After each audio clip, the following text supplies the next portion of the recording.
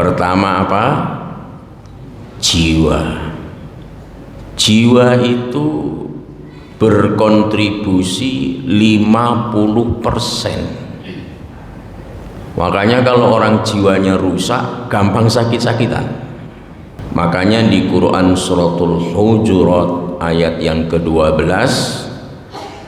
kita dilarang berpikiran buruk, berpikiran negatif, suuzon. Allah mewanti-wanti orang beriman, ya ayyuhalladzina amanu ijtanibu katsiran minadh-dhon. Wahai orang-orang beriman, jauhi oleh kalian kebanyakan prasangka. Sesuatu peristiwa di dalam tidur itu namanya apa? Contoh, tadi malam saya diadu tinju dengan Mike Tyson. Saya KO di ronde pertama. Di mana Pak Ustadz? Waktu saya tidur. Itu namanya apa? Mimpi. Mimpi itu nyata atau bukan? Ini ulama-ulama rohani takut Pak kalau sholatnya dianggap mimpi, jihadnya mimpi, taklimnya mimpi, hajinya mimpi, puasanya mimpi. Kenapa?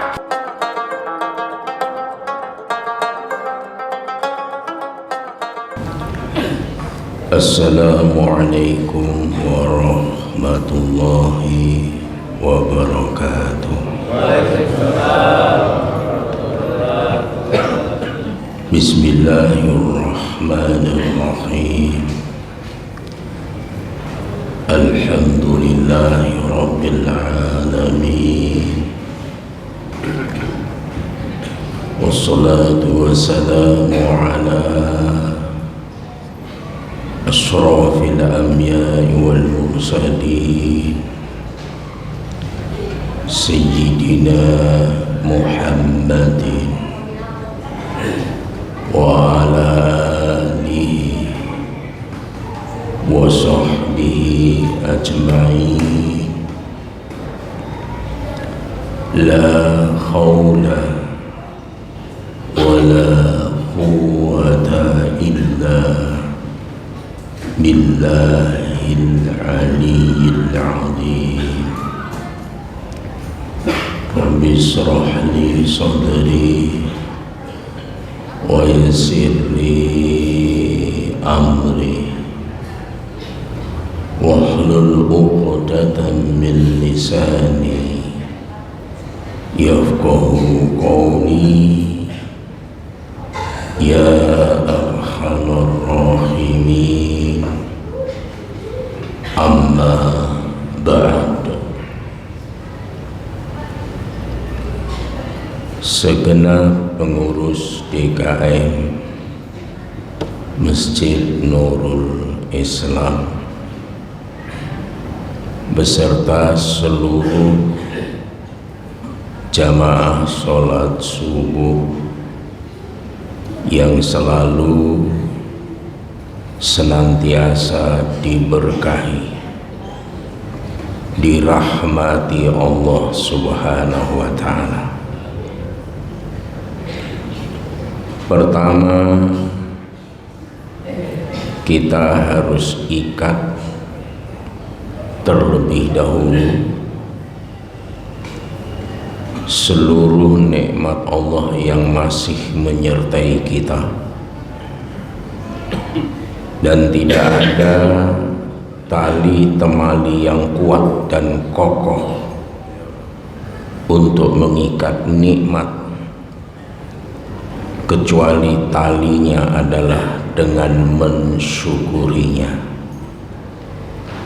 Oleh karena itu, mari kita bersama berucap hamdalah. Alhamdulillahi rabbil alamin. Yang kedua,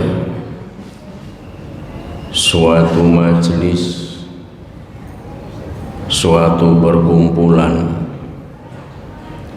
yang di dalamnya tidak dibacakan sholawat atas Rasulullah Sallallahu Alaihi Wasallam maka majelis itu adalah penyesalan di hari akhirat. Oleh karena itu mari kita bersama bersolawat, Allahumma salli ala Sayyidina Muhammad wa ala ali Sayyidina Muhammad. Ceramah ini perlu sampai syuruk atau tidak?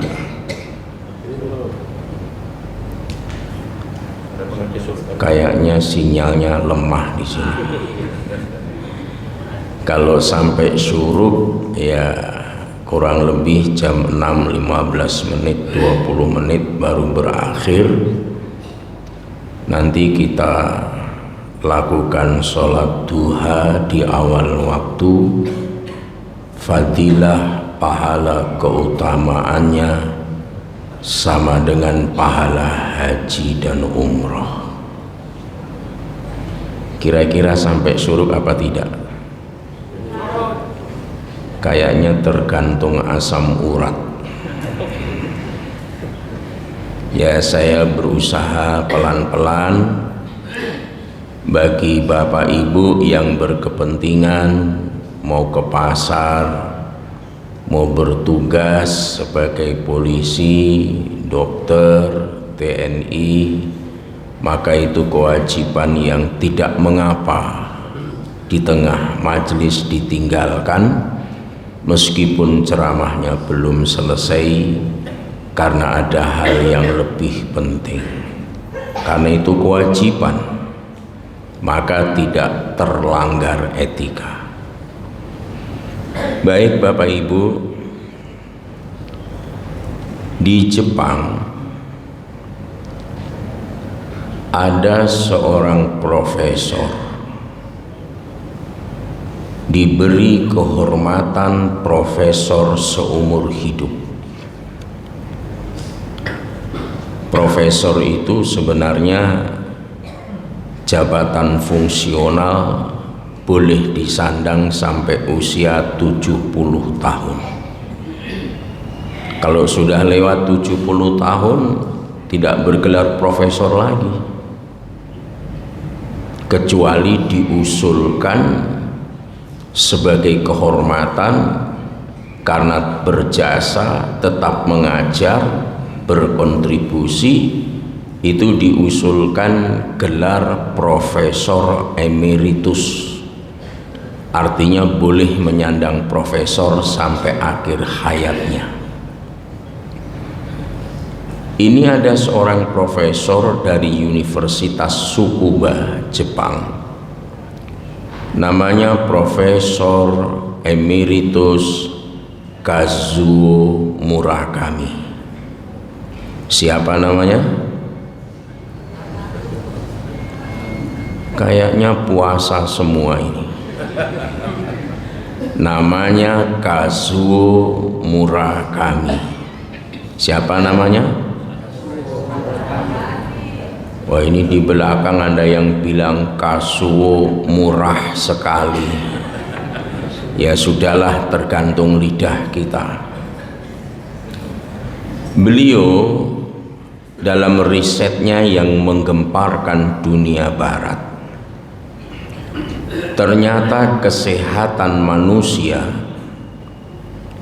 itu dipengaruhi oleh 4 aspek. Jadi kesehatan kita itu dipengaruhi 4 aspek. Aspek yang pertama adalah aspek jiwa. Aspek yang kedua adalah aspek pikiran. Aspek yang ketiga adalah hubungan sosial. Hubungan sosial itu ya hubungan interaksi antar tetangga, itu hubungan sosial, itu mempengaruhi kesehatan. Yang keempat, gaya hidup. Kira-kira diingat nggak tadi? Pertama apa? Jiwa. Jiwa itu berkontribusi 50%. Makanya kalau orang jiwanya rusak, gampang sakit-sakitan. Makanya pantas kata jiwa itu berulang banyak sekali dalam Quran. 50%. Pikiran itu menyumbang 20%. Makanya di Quran suratul Hujurat ayat yang ke-12 kita dilarang berpikiran buruk, berpikiran negatif, suuzon.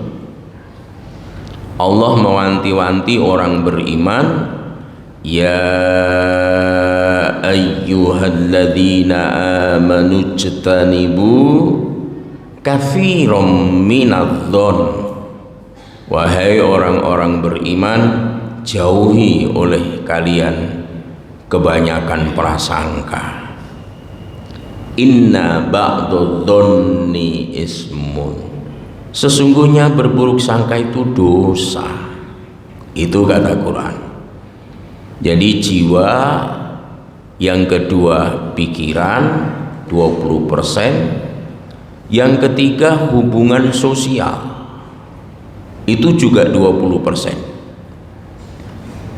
Kalau ada orang tetangga sebelah kanannya dimusuhi, sebelah kirinya dimusuhi, depan rumahnya dimusuhi, belakang rumahnya juga dimusuhi, itu lama-lama mati berdiri di tengah-tengahnya.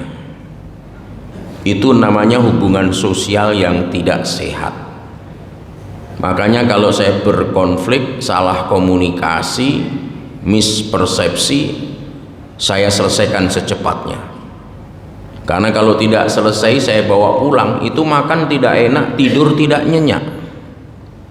Berhari-hari dibiarkan bisa kena insomnia, saya susah tidur. Kalau sudah insomnia, akhirnya fisik lemah, sakit saya.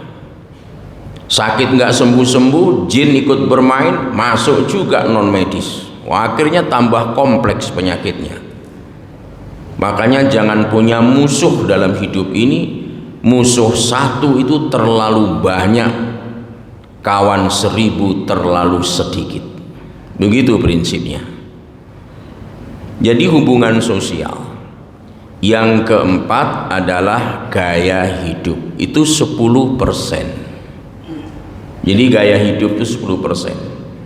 Jiwa, pikiran, hubungan sosial, dan gaya hidup.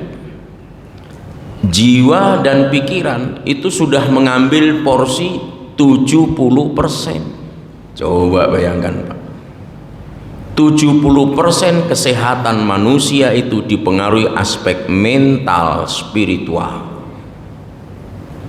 Dan ternyata dalam perspektif Quran, hati, pikiran itu ternyata sama, sinonim. Sama dengan Makassar, sinonimnya adalah ujung pandang. Sampai sekarang kalau kita pesan tiket itu tulisannya masih UPG JKT. Kok masih UPG?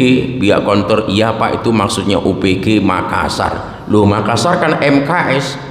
Tidak Pak, sama Ji itu. Itu namanya sinonim.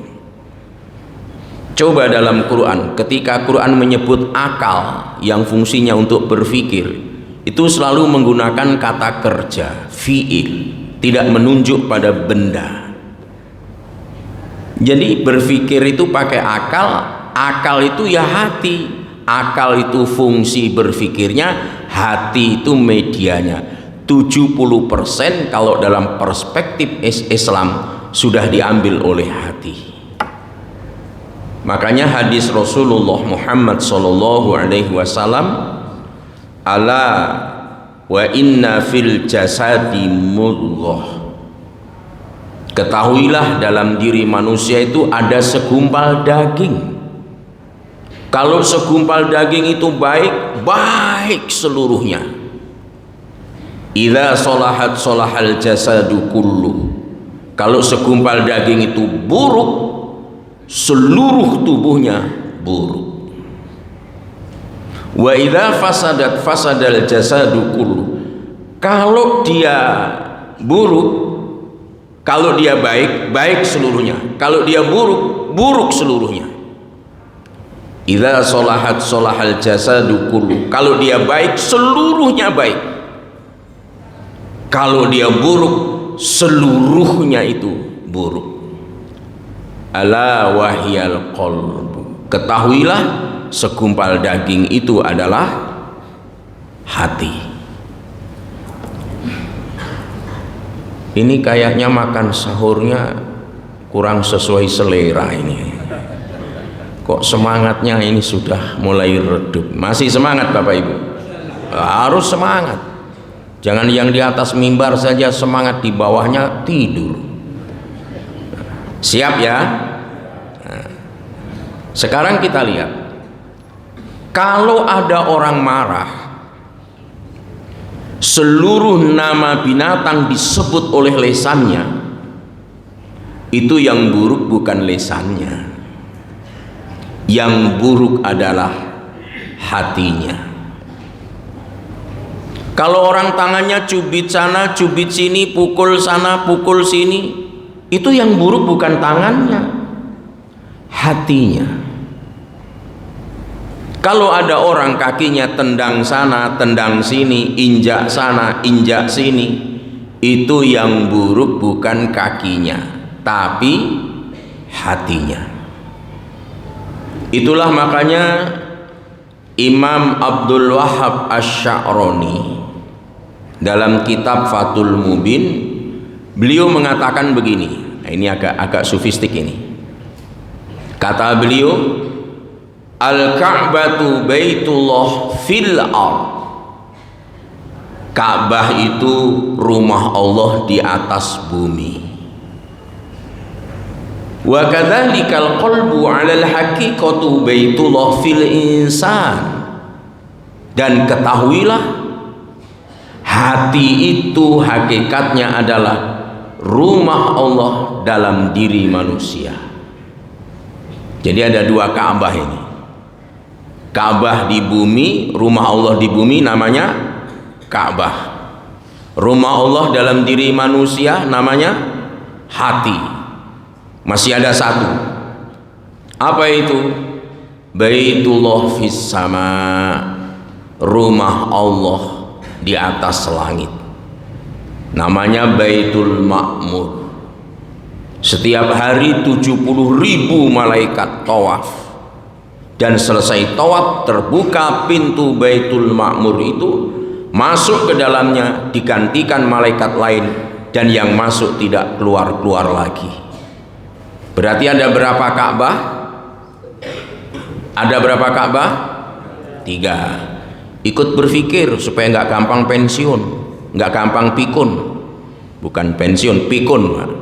Nanti kalau pikiran kita tidur, nanti lama-lama cepet pikun nanti.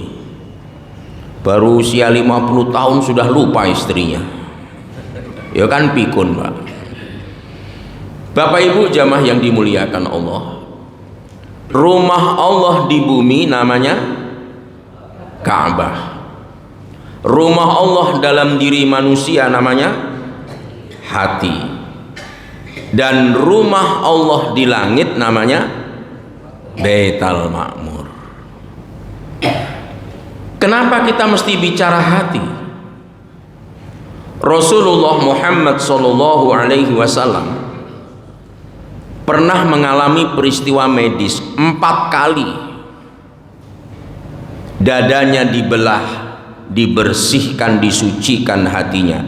Yang masyhur itu 2 kali. Usia 4 tahun ketika masih dalam asuhan Halimatus Sa'diyah, gempar takut itu Halimatus Sa'diyah.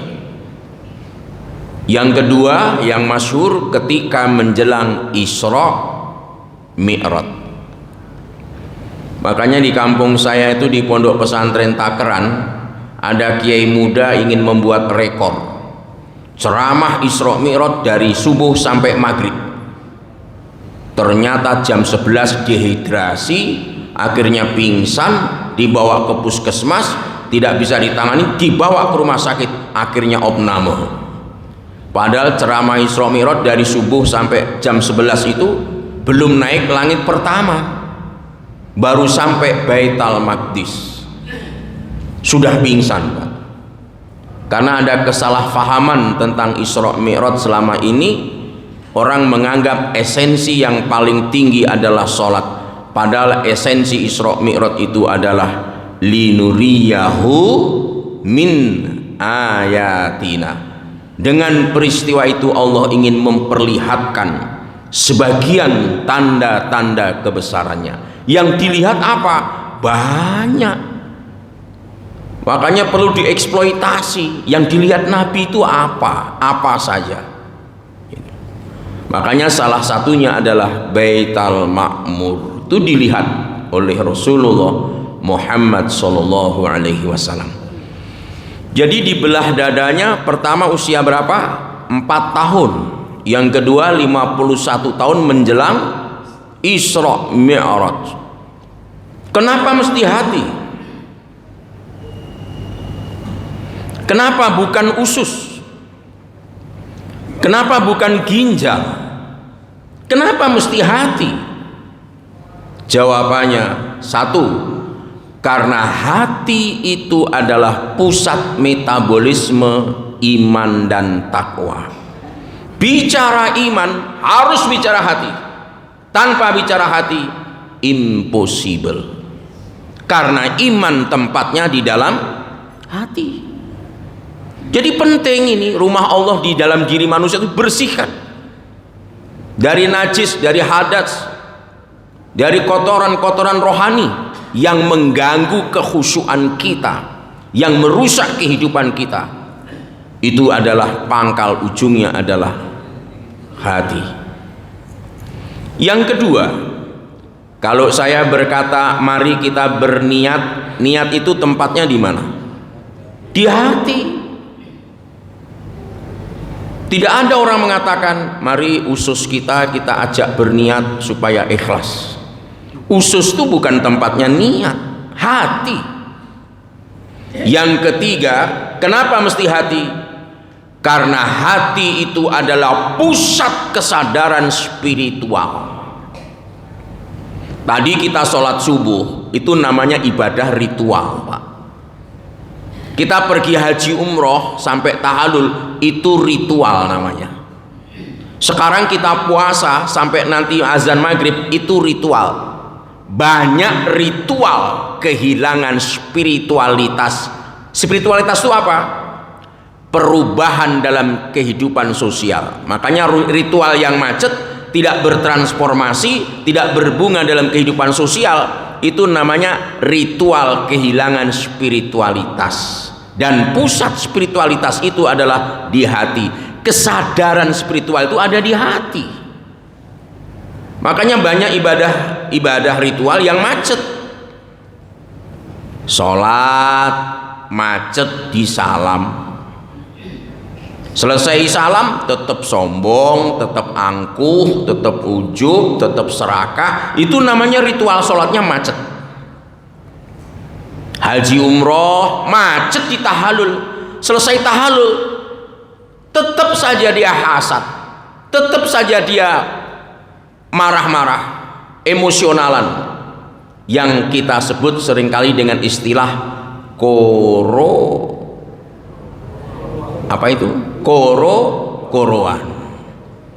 Ada nggak orang sholat, orang haji umroh koroan? Ada nggak? Ada nggak? Ada. Kira-kira orangnya hadir nggak? Oh, nggak hadir ya. Alhamdulillah, orang sabar-sabar semua ini jamaah Nurul Islam ya. Puasa macet di azan maghrib, tidak ada perubahan karakter. Orang yang puasa seperti ini itu baru puasa tubuh. Kalau dalam ilmu rohani baru puasa syariat. Tidak makan, tidak minum, tidak hubungan suami istri, nunggu maghrib selesai. Itu puasa tubuh. Memangnya kita ini nunggu Ramadan nggak butuh makan, nggak butuh minum, biar di luar Ramadan diri kita yang sejati itu tidak butuh makan, tidak butuh minum. Yang butuh makan minum itu adalah tubuh kita. Jadi kalau orang puasa cuma tidak makan, tidak minum, tidak hubungan suami istri, nunggu maghrib selesai, itu baru puasa untuk tubuhnya. Rohaninya belum dianggap berpuasa.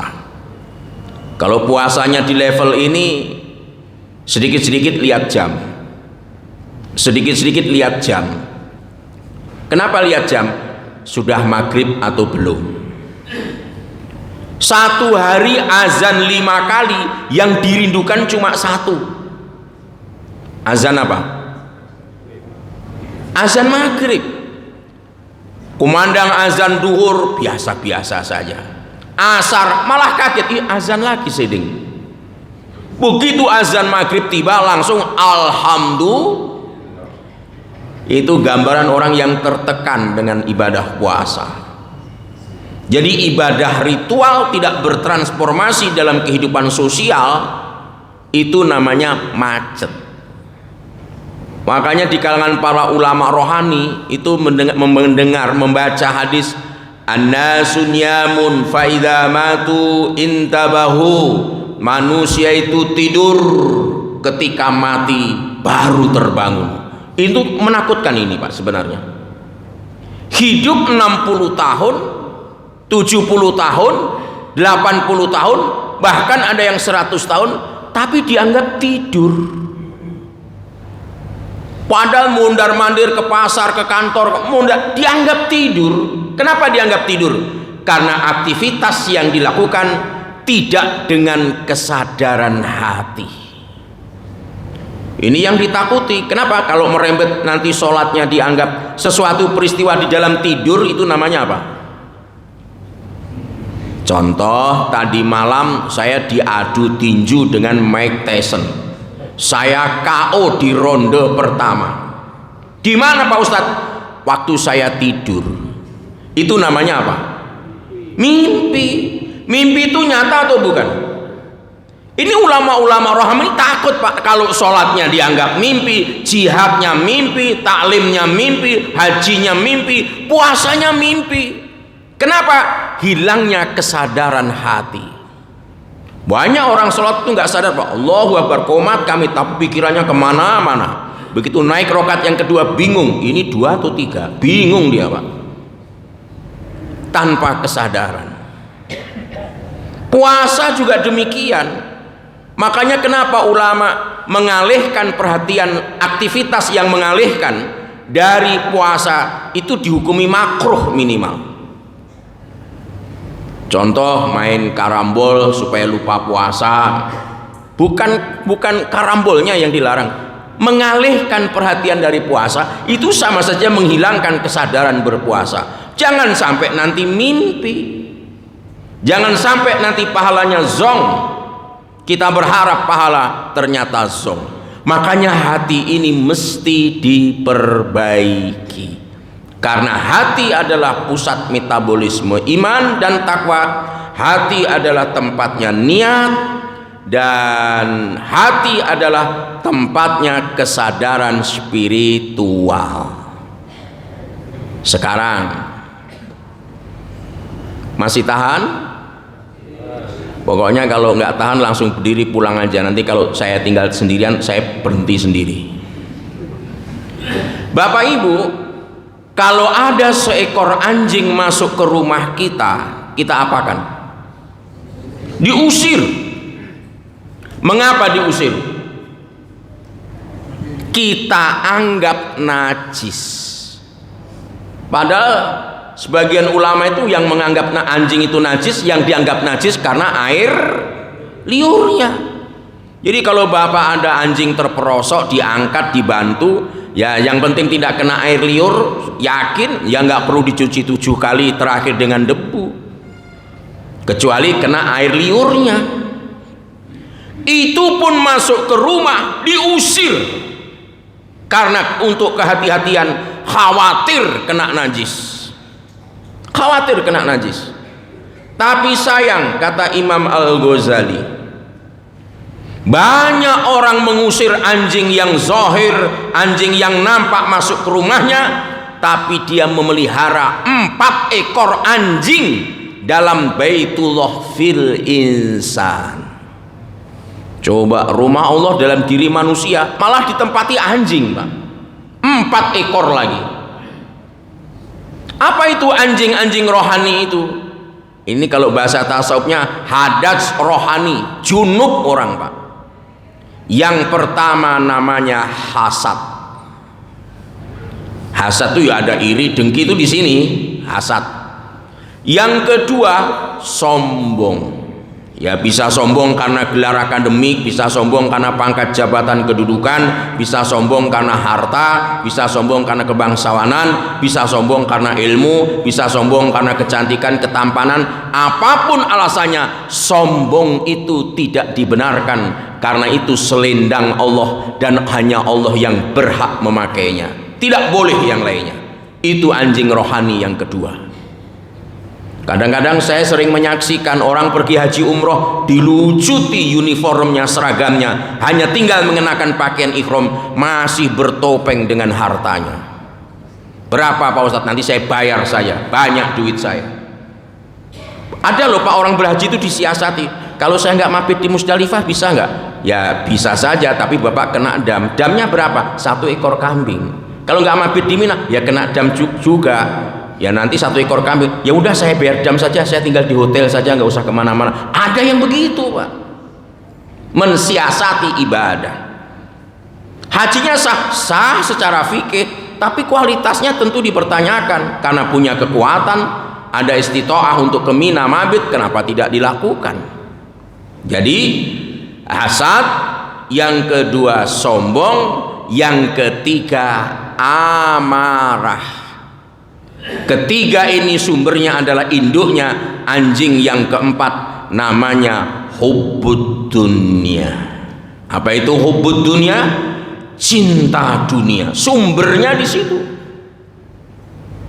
Jadi hasad, sombong, amarah, cinta dunia, itu dalam pandangan Imam Al-Ghazali merupakan kotoran hati, anjing rohani. Kalau anjing masuk ke rumah kita yang zahir diusir, anjing yang rohani malah dipelihara. Itu merusak. Mau khusyuk susah Pak, mau tumakninah susah, mau qanaah susah.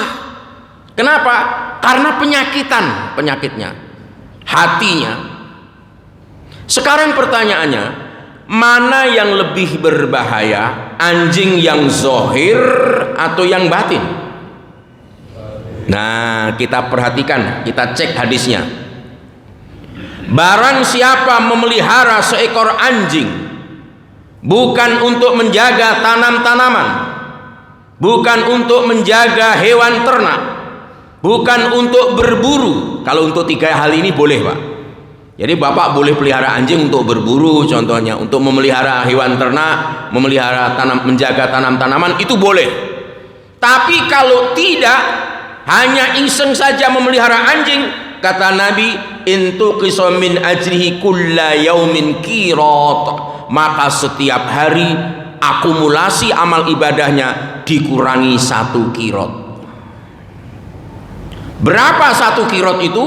Dalam konteks sholat jenazah, Nabi mentransparankan, membuka 1 qirat itu sama dengan sebesar gunung Uhud. Gunung Uhud itu besar nggak? Besar. Jadi kalau Bapak ada jenazah ikut nyolati, dapat pahala 1 qirat. Ikut mengantar ke pemakaman, dapat pahala 2 qirat. Ada sahabat bertanya, 1 qiratnya berapa ya Rasulullah? Sebesar gunung Uhud. Taklim kita ini mungkin pahalanya puluhan qirat. Berarti puluhan gunung Uhud kita dapatkan Pak. Makanya tidak dinampakkan oleh Allah. Kalau dinampakkan mau ditaruh di mana? Bawahnya susah juga Pak. Nanti sampai di rumah mau ditaruh di mana? Mau disimpan di pelabuhan Soekarno-Hatta, itu per jamnya puluhan juta itu Pak. Lebih baik nggak usah kita lihat, langsung ditransfer ke akhirat. Nanti kita klaim jejak digital catatannya, ada petugas yang mencatatnya, namanya Raqibun Atid. Tenang saja, orang beriman itu tenang hidupnya. Ini kemarin perang Irak Amerika sudah meletus, ini was-was semua dunia Pak. Dan saya juga khawatir ribut di grup haji, jangan sampai haji ini gagal gara-gara perang. Udah meletus Pak, sudah lempar-lemparan ketapel modern, rudol namanya Pak. Jadi sudah panah-panahan, pakai rudol balistik, hipersonik segala macam Pak. Ini perkembangan zaman harus diikuti. Kalau nggak diikuti orang akan ekstrem dalam beragama Pak. Jadi kita itu diajari metodologi. Orang memahami teks Quran hadis, tidak memahami normatif ilahiyah otoritas hukum, hasilnya akan liberal. Kalau dia memahami Quran hadis, tidak memahami gramatika, nah ini saya termasuk nggak ahli di sini saya. Gramatika bahasa Arab, hasilnya tekstual, nunjuk teks aja Pak. Yang ketiga, kalau orang memahami Quran hadis, tidak mempelajari aspek peradaban realitas, hasilnya akan ekstrim. Itu sudah diteliti. Makanya kalau kita sering menghadiri tablik akbar, oh kalau begini caranya ini hasilnya pasti ekstrim, oh ini pasti liberal, oh ini pasti kehilangan spiritualitas daripada, itu sudah diteliti para pakar itu Pak. Tinggal rumus ini tinggal dipasang saja. Itu. Makanya orang was-was ini. Tapi saya nggak khawatir, tenang-tenang saja. Kenapa? Alam semesta ini ada yang menggenggam, ada yang mengatur. Segala sesuatu harus dengan rekomendasi siapa? Allah Subhanahu wa Ta'ala. Iman kita yang membuat kita tenang Pak. Jadi jangan khawatir, pahala kita transfer ke akhirat langsung. Nanti kita klaim kalau kita sudah pulang. Pulang kemana? Ya ke kampung halaman. Kampung halamannya mana? Kampung halamannya akhirat. Akhiratnya tempatnya di mana? Surga. Aslinya manusia penduduk surga kalau tahu jalan pulang. Ini masalahnya banyak yang tidak tahu jalan pulang. Nah, kita kembali ke fokus lagi. Anjing yang zohir diusir, anjing yang batin dipelihara. Kalau memelihara anjing yang zohir tanpa kepentingan, 1 kirot hilang perharinya. Tapi kalau memelihara anjing rohani, dalam hadis disebutkan, iyakum wal hasad, jauhilah oleh kalian kebanyakan hasad. Baru 1 ekor ini ngomongin hasad Pak, bukan sombong, bukan amarah, bukan cita dunia. Iyakum wal hasad, fa innal hasad, maka sesungguhnya hasad itu yakulul hasanati kama takulun narul hatab, karena hasad itu dapat memakan kebaikan seperti api memakan kayu bakar. Berarti bahaya anjing yang zohir atau yang batin?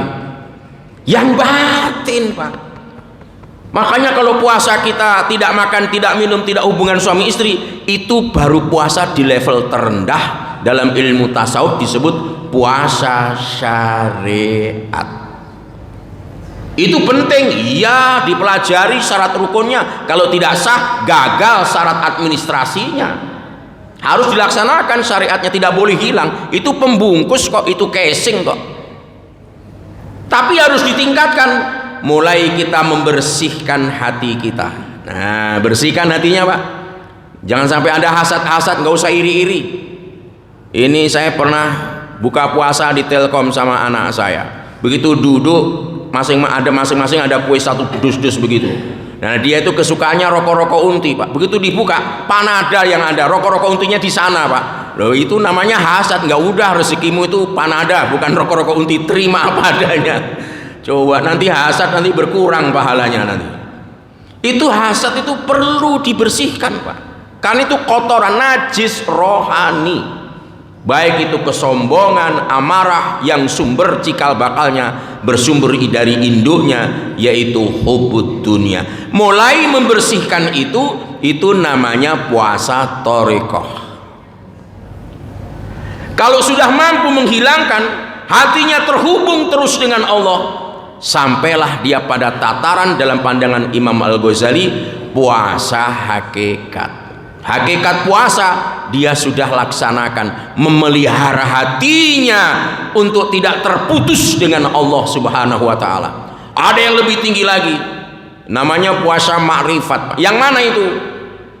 Saya bisa puasa kekuatan dari Allah, saya bisa sholat kekuatan dari Allah, saya bisa tablik memberikan bayan kekuatannya dari Allah. Malu akhirnya Pak, karena malu minta surga pun tidak, mau berdoa pun nggak enak. Akhirnya apa? Dengan rasa malunya itu semuanya adalah illa bi rahmatim minallah. Orang seperti ini merasa, ya Allah, tidak masuk surganya saya bukan prestasi amal ibadah kesolehan saya, karena rahmatmu belaka.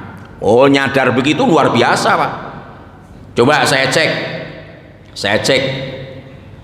Kalau Bapak Ibu punya cita-cita, punya harapan, punya keinginan dikabulkan oleh Allah, apa yang harus dilakukan? Kayaknya nggak punya cita-cita ini. Jangan-jangan nggak punya harapan ini. Ya harapannya anak lulus, soleh-soleha, itu harapan, cita-cita namanya. Bapak Ibu punya harapan apa tidak? Punya cita-cita apa tidak?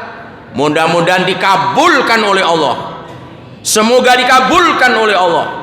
Insya Allah dikabulkan oleh Allah. Nanti kalau dikabulkan, apa yang ibu bapak lakukan? Nah, bersyukur. Kalau sudah begitu kita merasa benar.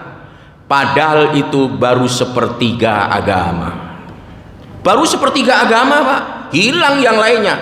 Jadi pesan agama 20 meter, di tangan kita tinggal 5 meter, 10 meternya hilang. Kalau kita merujuk pada tuntunan komprehensivitas Quran, ternyata ketika orang punya cita-cita, punya harapan, punya keinginan, cita-cita harapan dipenuhi, pertama yang dilakukan, fasabbih, sucikan Allah dulu, bahwa itu semua karena izin dari Allah. Setelah itu bihamdi rabbik, bersyukur. Setelah itu yang ketiga, wastagfirhu, bermohon ampun. Itu 3 Pak. Makanya Qarun ketika dapat harta, ini karena ilmu yang ada padaku. Nabi Sulaiman tidak, ini karunia dari Allah. Itu beda.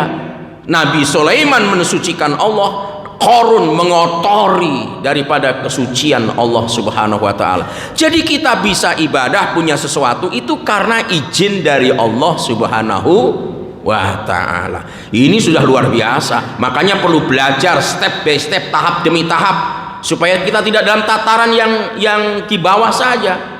Harus yang tidak nampak dipelajari. Makanya syarat daripada keimanan itu adalah percaya kepada yang gaib di urutan pertama. Dzalikal kitabu la raiba fi hudal lil muttaqin alladzina yu'minuna bil ghaibi. Beriman pada yang gaib itu pertama disebut oleh Quran.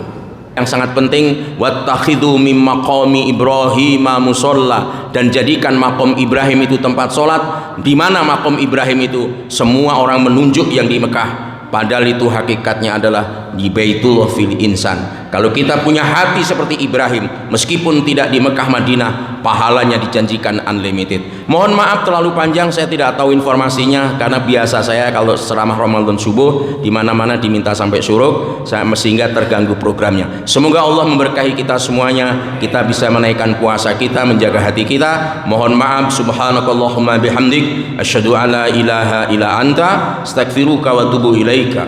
Wallahu waliyul muttaqin. Assalamualaikum warahmatullahi wabarakatuh.